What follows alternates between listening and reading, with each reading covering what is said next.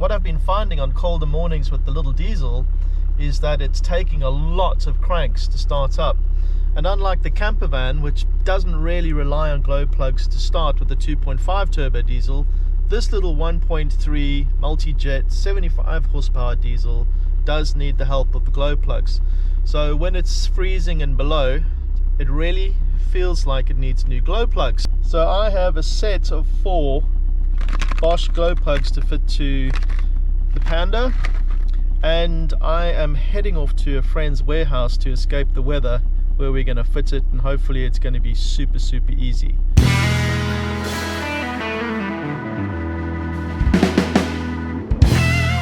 So I've been looking at some videos online, and the only ones I could find were for the 95 horsepower Multijet diesel, which had the glow plugs buried behind and beneath the air intake and also the big cat and exhaust setup. But on the 75 horsepower 1.3 diesel, the glow plugs are right here, right in the front. So hopefully I can just take this off and get straight access to them, and the engine's nice and warm after the drive, so hopefully they'll come out with too much trouble.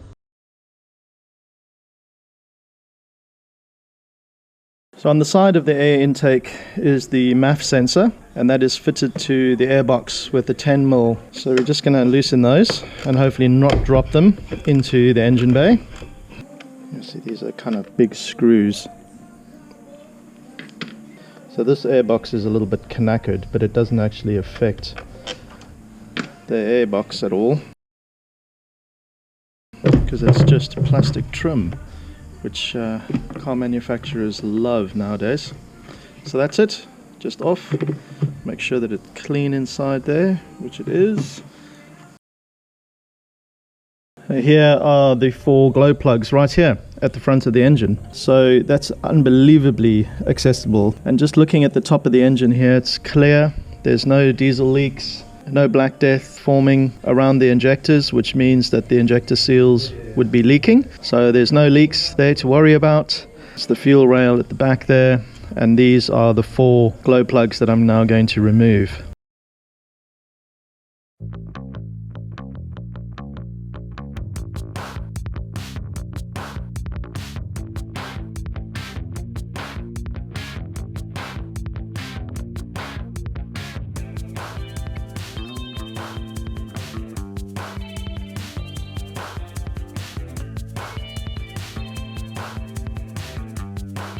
Now the engine is nice and warm, so that should make removing the glow plugs a lot easier.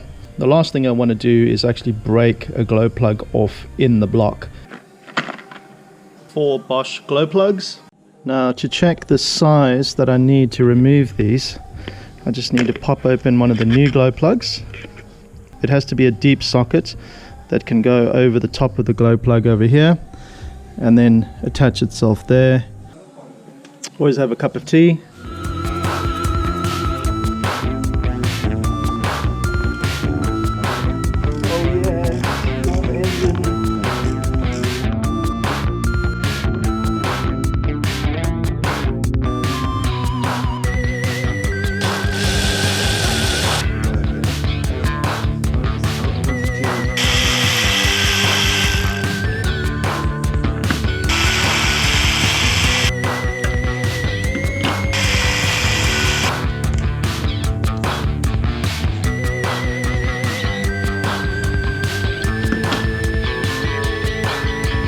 And then before I fit these new ones, I'm going to give it a little bit of copper slip, not all the way to the end because I don't want it going into the chamber, but just on most of this glow plug shaft.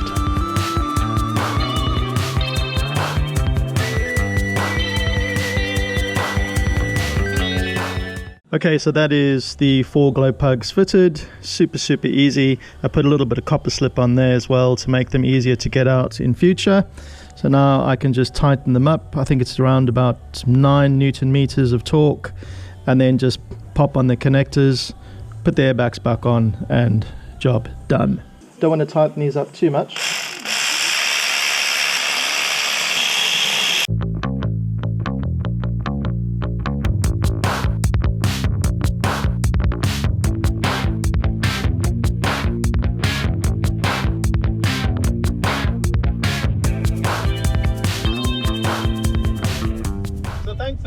was quite a straightforward job.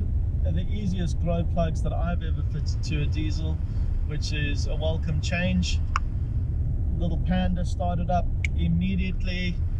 I hope you found that interesting. Don't forget, hit the subscribe button, follow along. I've got lots of work coming up on my different retro car projects.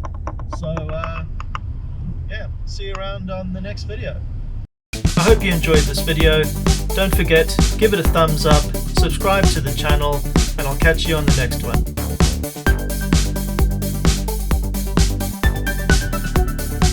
Thanks for watching.